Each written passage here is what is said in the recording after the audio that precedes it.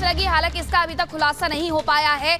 कड़ी मशक्कत के बाद आग पर काबू पाया गया है। कई फायर ब्रिगेड की जो गाड़ियां थी वो मौके पर पहुंची हुई थी। तस्वीरें सामने आई है। सुबह का वक्त था जब फर्नीचर गोदाम में आग लगी। आग किस वजह से लगी इसका अभी तक खुलासा नहीं हो पाया है, लेकिन लाखों का सामान जल करके खाक हो गया है। कई गाड़ियां यहां पर मौके पर मौजूद रही है। आग बुझाने का प्रयास किया गया है और कड़ी मशक्कत के बाद आग पर काबू पा लिया गया है। ये तस्वीर आप देख सकते हैं। फर्नीचर गोदाम है ये पूरा श्रीनगर का, जहां पर ये आग लग गई है और जिसके बाद फायर ब्रिगेड को इसकी सूचना दी गई और मौके पर बुलाया गया।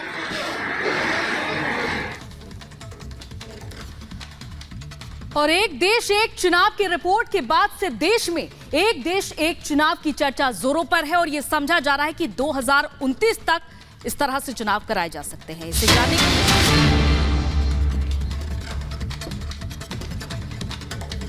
और ये देखिए चुनाव आयोग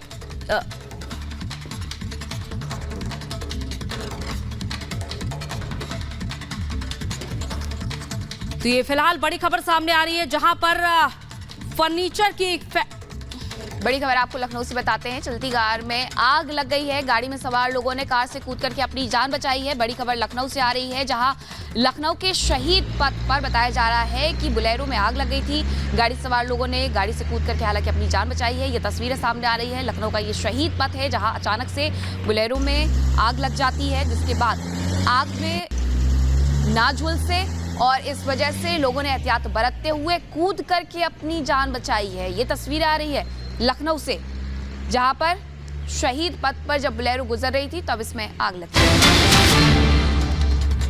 और दोनों चुनाव आयुक्त आज संभाले के अपना कार्यभार। कल ही जहां इन दोनों ही चुनाव आयुक्तों की नियुक्ति की गई है, तो आज अपना कार्यभार ये दोनों ही चुनाव आयुक्त संभालने वाले हैं।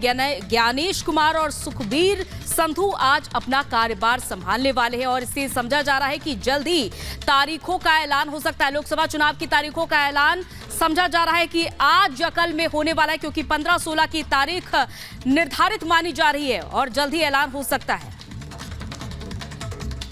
बड़ी खबर आ रही है जहां सुखबीर सिंह संधू अपना पदभार संभालेंगे और ज्ञानेश कुमार की।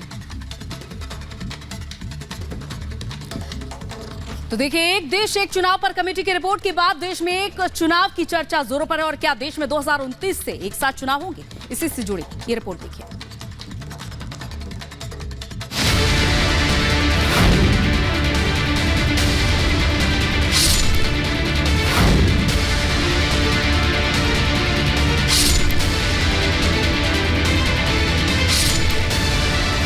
इस देश में एक साथ चुनाव होना चाहिए और एक साथ चुनाव होने से विकास के बहुत सारे अवसर मिलते हैं। मोदी मतलब बड़े फैसलों की गारंटी, क्योंकि मोदी के 10 सालों में देश कई ऐतिहासिक और बड़े फैसलों का साक्षी बना। ऐसे मुद्दे जिनके बारे में कोई सोच नहीं सकता था, उन्हें मोदी ने न सिर्फ सुलझाया बल्कि पूरा किया। उनमें अयोध्या का राम मंदिर, कश्मीर में आर्टिकल 370, हिंदुस्तान में सीएए इसके सबसे बड़े उदाहरण हैं। सीएए देश में लागू हो चुका है, लेकिन इस फहरिस्त में अब यूसीसी और वन नेशन वन इलेक्शन भी जुड़ सकते हैं, क्योंकि मोदी तीसरी पारी बड़े फैसलों के नाम करने वाले हैं, जिसका हिंट वो पहले दे चुके हैं। हमारा तीसरा कार्यकाल बहुत बड़े फैसलों का होगा। मैंने लाल किले से कहा था और राम मंदिर प्राण प्रतिष्ठा के समय भी मैंने उसको दोहराया था। मैंने कहा था देश को अगले 1000 वर्षों तक समृद्ध और सिद्धि के शिखर पर देखना चाहिए। तीसरा कार्यकाल अगले 1000 वर्षों के लिए एक मजबूत नींव रखने का कार्यकाल। मोदी के बड़े फैसलों की गारंटी एक एक कर पूरी होती जा रही है। उत्तराखंड में बीजेपी की सरकार ने एक देश एक कानून यानी कि सिविल कोड लागू कर दिया है, तो एक देश एक चुनाव को लेकर भी वन इलेक्शन पर राष्ट्रपति को रिपोर्ट सौंप दी गई है। कोविंद कमेटी ने एक देश एक चुनाव की सिफारिश की है, लेकिन ये होगा कैसे, एक्सपर्ट्स के जरिए जान लीजिए। 4 जनरल इलेक्शन जो हुए थे इस देश में, चारों वन नेशन वन पोल वाले थे। क्योंकि उस समय तक कोई असेंबली अर्लियर डिसॉल्व नहीं हुई थी, ना पार्लियामेंट डिसॉल्व हुआ था। उसके बाद से असेंबलीज डिसॉल्व होने लगे 69-70 में, फिर पार्लियामेंट का भी 70 में कर्टेल हो गया, तो इसलिए सब वो अलग अलग टाइमिंग पे सारे हो गए इलेक्शंस।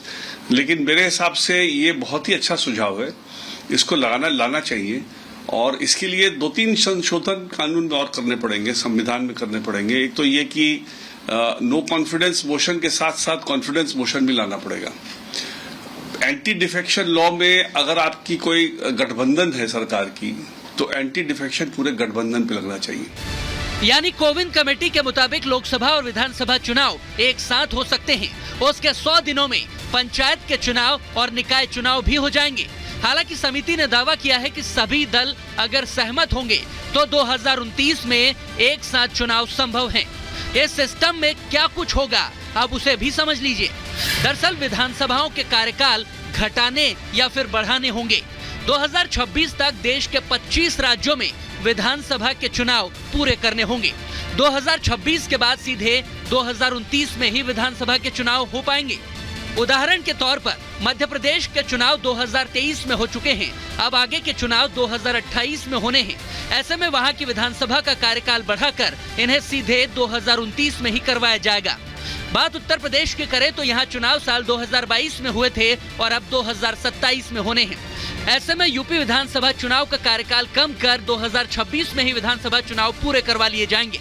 अगर बिहार की बात करें तो 2025 में यहाँ पर विधानसभा चुनाव होने हैं, उसके बाद नंबर आएगा 2030 में चुनाव का। लेकिन यहाँ की विधानसभा का कार्यकाल घटाकर साल 2029 में ही लोकसभा के साथ विधानसभा के चुनाव करा दिए जाएंगे। ये कोई पहली बार नहीं हो रहा है, क्योंकि भारत में आजादी के बाद से साल 1967 तक एक साथ चुनाव होते आए हैं। साल 1951-52 में पहली बार आम चुनाव के साथ विधानसभा के चुनाव हुए। इसके बाद 1957, 1962 और 1967 तक एक साथ लोकसभा और विधानसभा के चुनाव होते रहे हैं। एक साथ जब चुनाव होते हैं, जैसे पहले होता था 1951 से 1967 तक, भाई चुनाव की प्रक्रिया खत्म हो जाती थी, 5 साल में एक बार होता था।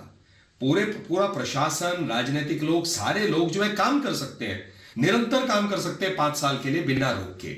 जो नीतियां हैं 5 साल तक ना उसमें काम चलते रहता है, कोई उसमें ब्रेक नहीं आता है, पैसे भी बचते हैं। तो ये तो स्वागत ही हो गया, इसका राजनीतिकरण नहीं होना चाहिए, इसका स्वागत होना चाहिए। पहले तमाम पॉलिटिकल पार्टीज भी भागते हैं, गवर्नमेंट मशीनरी भी भागती है पार्लियामेंट के इलेक्शनों के लिए, फिर असेंबली के इलेक्शनों के लिए।